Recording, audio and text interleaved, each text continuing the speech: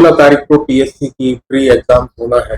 कितने सेंटर्स मध्य प्रदेश में बनाए गए हैं और लगभग कितने पद लोक सेवा आयोग द्वारा स्वीकृत किए गए हैं, कृपया जानकारी देने का कष्ट। राज्य सेवा परीक्षा 2025 की प्रारंभिक परीक्षा का आयोजन 16 फरवरी को प्रदेश के सभी 52 जिला मुख्यालयों पर होने वाला है। यह परीक्षा 2 शिफ्ट में आयोजित की जाएगी। पहली शिफ्ट जो है वो 10 से 12 के मध्य चलेगी रविवार को, और दूसरी शिफ्ट जो है वो 2:15 से 4:15 के मध्य में आयोजित की जाएगी। पहले सामान्य अध्ययन का प्रश्न पत्र होगा जिसमें 100 प्रश्न होंगे और इसका पूर्णांक जो है वह 200 अंकों का है।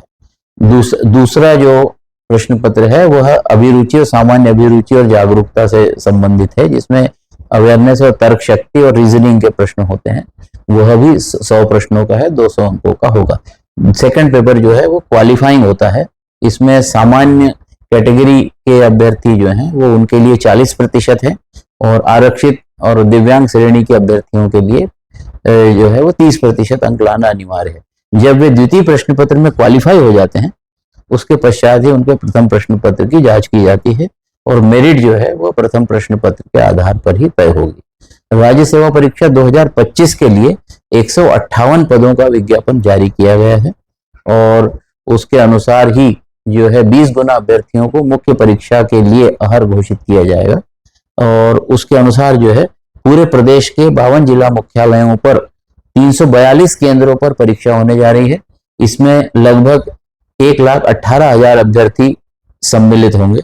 खासकर मैं 4 शहरों के बारे में बताना चाहता हूं कि इन 4 शहरों में इंदौर में 71 केंद्रों पर लगभग 26,000 अभ्यर्थी परीक्षा देंगे। इसी तरह जबलपुर में 23 परीक्षा केंद्रों पर लगभग 7,500 अभ्यर्थी परीक्षा में सम्मिलित होंगे। भोपाल में 34 परीक्षा केंद्रों पर 11,500 अभ्यर्थियों के आसपास अभ्यर्थी लगभग परीक्षा देंगे।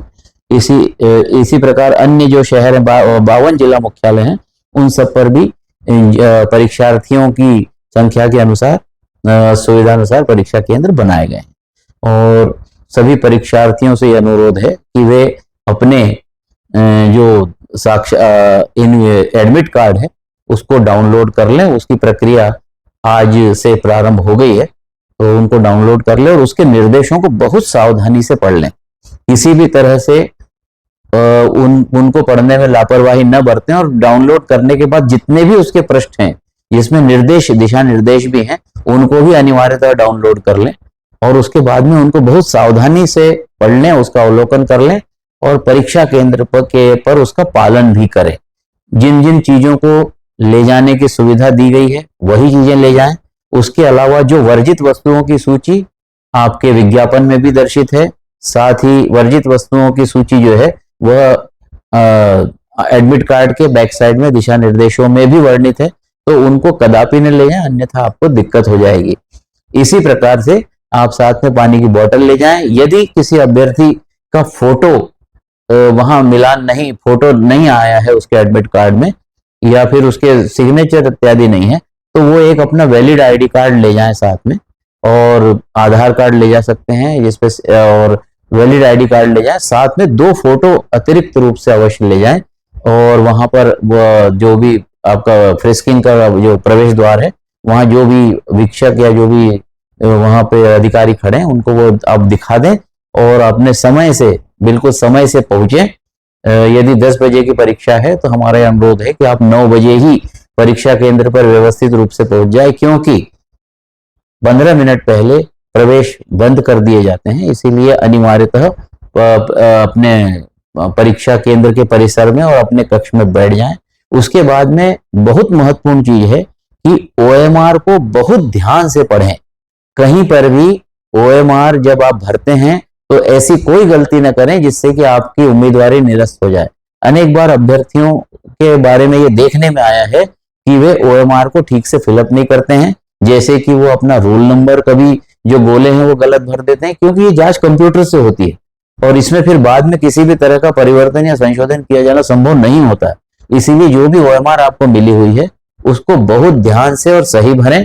कहीं पर भी यदि आप OMR की गलती कर देंगे तो फिर वो आपकी उम्मीदवारी निरस्त हो जाएगी और इसीलिए आपका रोल नंबर सही भरें। और साथ में दूसरी महत्वपूर्ण बात यह है कि जो सेट भरना है, क्योंकि 4 सेट होते हैं किसी भी बुकलेट में परीक्षा में, तो आपके पास में किस सेट की बुकलेट मिली हुई है, ABCD, तो उसको सेट को ध्यान से भरें। अनेक बार कई अभ्यर्थी सेट भरते ही नहीं है, तो जब सेट नहीं भरेंगे तो उसका मूल्यांकन होना भी संभव नहीं है। इसलिए बहुत जरूरी है कि आप अपना जो सेट है वो अनिवार्यतः भरें जो आपकी बुकलेट का सेट है। अन्यथा वो बुकलेट का यदि सेट आपने एक ही जगह B भर दिया तो आपके पूरे उत्तरों का क्रम बदल जाएगा और आपकी जो सही प्रश्न है वो सारे गलत हो जाएंगे। दूसरी महत्वपूर्ण चीज ये है कि जो आंसर एरिया है, जहां पर आप OMR में गोले काले करेंगे ABCD के स्वरूप में, वहां किसी भी तरह का दाग नहीं लगना चाहिए, या आप कभी भी 2 गोले काले न करें, या किसी भी दूसरे अन्य गोले को, सही उत्तर के गोले के अलावा अन्य किसी गोले को यदि आप काला कर देते हैं, या गलती से भी कोई पेन रखा जाता है तो वो 2 उत्तर पढ़ लेता है कंप्यूटर, और उसके कारण जो है स्कैनर 2 उत्तर पढ़ लेगा, जिसके कारण जो है वो आपका जो प्रश्न है वो निरस्त हो जाएगा। इसीलिए आपको बहुत ध्यान से, बहुत सावधानी पूर्वक वो उत्तर वो दे देना चाहिए। और यदि किसी भी तरह की कोई शंका इसमें है तो आपको वीक्षक से पूछ करके ही अपनी OMR को कंप्लीट भरना चाहिए। और परीक्षार्थी पूरे धैर्य के साथ अपनी परीक्षा को दें। और बाकी और अन्य किसी भी परेशानी के लिए हमारी वेबसाइट पर संबंधित संभागीय पर्यवेक्षकों के मोबाइल नंबर दिए हुए हैं। हमारी वेबसाइट से संभागीय पर्यवेक्षकों के नंबर आप प्राप्त कर देख लीजिए। आपको जो भी कोई परेशानी हो उसके लिए आप बहुत ध्यान से उनसे बात कर लीजिए, अपनी परेशानी बताइए, वो निश्चित रूप से आपकी परेशानी को हल करेंगे। खास करके दिव्यांग अभ्यर्थियों के लिए हम बताना चाहते हैं कि जो दिव्यांग अभ्यर्थी हैं उनको सहलेखक की सुविधा लेने पर ही उनको, चूंकि 2 घंटे का पेपर है तो 40 मिनट अतिरिक्त मिलेगा। अन्यथा किसी भी अभ्यर्थी को 40 मिनट की जो सहलेखक नहीं ले रहे हैं, ऐसे दिव्यांग अभ्यर्थी जो स्वयं अपना प्रश्न पत्र हल करेंगे उन्हें, और उन्होंने सहलेखक की सुविधा नहीं ली हुई है, तो उन्हें अतिरिक्त समय की पात्रता नहीं है। आयोग का ऐसा निर्णय है। इसीलिए जो भी दिव्यांग अभ्यर्थी सहलेखक की सहायता लेना चाहते हैं वे परीक्षा से एक दिन पूर्व परीक्षा केंद्र पर अपने सहलेखक के डॉक्यूमेंट और सहलेखक का ID कार्ड इत्यादि लेकर के चले जाएं। और उनकी शैक्षणिक अर्हता के बारे में भी बिल्कुल स्पष्ट है कि किसी भी तरह से वो ग्रेजुएट नहीं होने चाहिए, मतलब पूर्ण न हो, सेकेंड ईयर यदि है तो वो बिल्कुल चलेंगे। इस तरह के कि उनकी जो अर्हता है वो न्यूनतम शैक्षणिक अर्हता जिस इन पदों के लिए जो भी है उससे कम होनी चाहिए। ऐसे ही सहलेखक को आप साथ में ले जा सकते हैं, वो आपको मदद कर सकते हैं। तभी आपको प्रति घंटा 20 मिनट की दर से एक पेपर के लिए 40 मिनट की सुविधा आपको मिलेगी। अन्यथा आपको सुविधा, जो भी दिव्यांग अभ्यर्थी है उनको सुविधा ये प्राप्त नहीं होगी। इस बात को बहुत ध्यान देना चाहिए।